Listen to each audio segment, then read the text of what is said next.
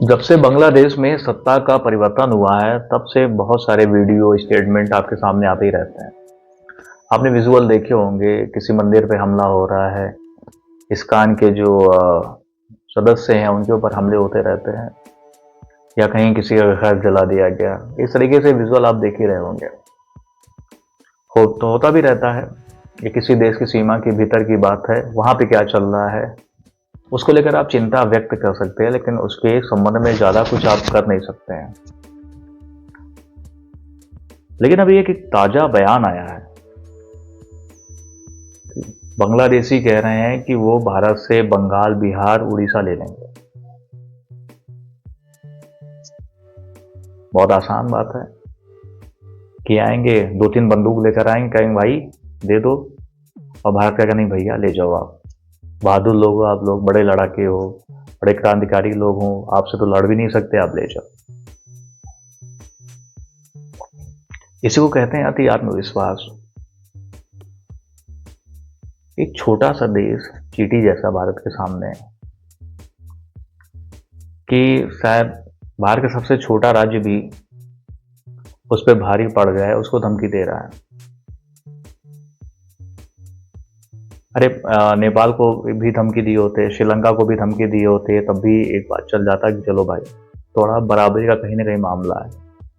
भारत जैसे विशाल देश को, इसकी सीधी लड़ाई जो है चाइना से होती है। एशिया महाद्वीप में अगर कोई प्रतिद्वंदी भारत का है तो वो है चाइना। और चीन के सैनिकों का हाल गलवान में कैसा हुआ था वो सभी, पूरी दुनिया उससे वाकिफ है। एक ऐसा बैटलफील्ड जो काफ़ी दुर्गम है, जहाँ पे चीन शायद लीडिंग पोजीशन में होती है, वहाँ तो भारत के सैनिकों ने चीन का ये हाल किया। तुम तो बगल में हो, चारों तरफ से घिरे हुए हो भारत से, चाहे थल की बात कर ली जाए, चाहे समुद्र की बात कर ली जाए, थोड़ी सी नाकाबंदी भी कर दे तब भी तुम्हारी पूरी अर्थव्यवस्था चरमरा जाएगी।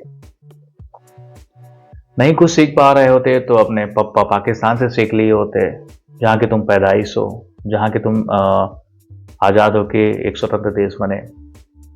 वो देश जो अपने आप को इस्लामिक परमाणु बम वाला देश कहता था।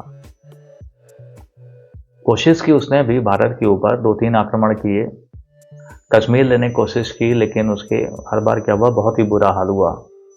आज स्थिति क्या है, भुखमरी के हालात हैं, और पाकिस्तान के बहुत सारे उसका अपने क्षेत्रीय विवाद हैं। वहाँ के लोग तो अब इस बात को बचाने में लगे हैं कि कहीं पाकिस्तान के टुकड़े ना हो जाए। बलूचिस्तान का मामला अलग है, सिंध का मामला अलग है, इवन गुलाम कश्मीर में भी समय समय पर विद्रोह की आवाजें आती रहती हैं। तो कम से कम वहीं से सीख लिए होते।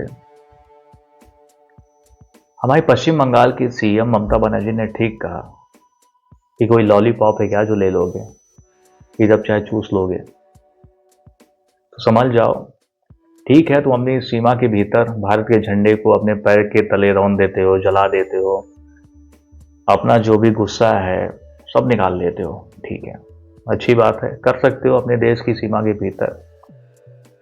लेकिन अब यार ऐसी चुनौती दोगे ना तो भारतीय ना ट्विटर पे इतना अटैक कर देंगे तुम्हारे ऊपर, सोशल साइट में इतना अटैक कर देंगे तो तुम्हारा पूरा नेटवर्क ही जाम हो जाएगा। अच्छी बात होती है कि उस सामने स्टेटमेंट देना चाहिए, लेकिन ऐसा स्टेटमेंट देना चाहिए जिसको जस्टिफाई कर सको। तो फिलहाल मेरे बांग्लादेशियों से भी भाई यही गुजारिश है कि इस तरीके की हरकतें ना करो, अपनी जद में रहो, छोटे से देश हो, तरक्की की राह के लिए कुछ काम कर लो, नहीं तुम्हारा भी हाल पाकिस्तान की तरह हो जाएगा।